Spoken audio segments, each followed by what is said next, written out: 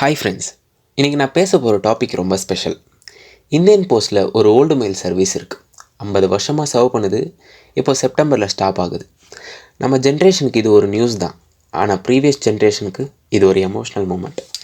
Because கடிதம்னு சொல்லும் போது அது ஜஸ்ட் பேப்பர் இல்லை, அவங்களோட ரீவைண்ட் பட்டன். கடிதம் ஓப்பன் பண்ணும்போது இங்கு ஸ்மெல், பேப்பர் ஃபீல், அது ஒரு தனி பர்ஃப்யூம் மாதிரி இருக்கும். நம்ம அப்பா அம்மா, தாத்தா பாட்டி, அவங்க love stories, offer letter, exam results, இது எல்லாமே இந்த போஸ்டல் சர்வீஸில் தான்.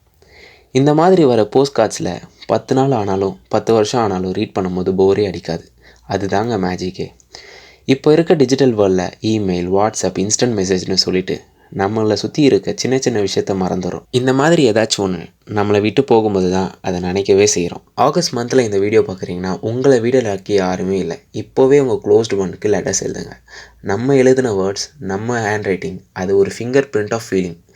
இப்போ நினச்சா கூட மெசேஜ் போடலாம், ஆனால் இதுக்கப்புறம் கடிதம் எழுத முடியாது. கடைசியாக எல்லோரும் சேர்ந்து சொல்வோம், குட் பை இல்லை, thank you for the wonderful 50 years of experience. முறைதான் ஒரு முறைதான் உன்னை பார்த்தால் அது வரமே, நினைத்தால் உன்னை நினைத்தால் கண்ணில் கண்ணீர் மழை வருமே.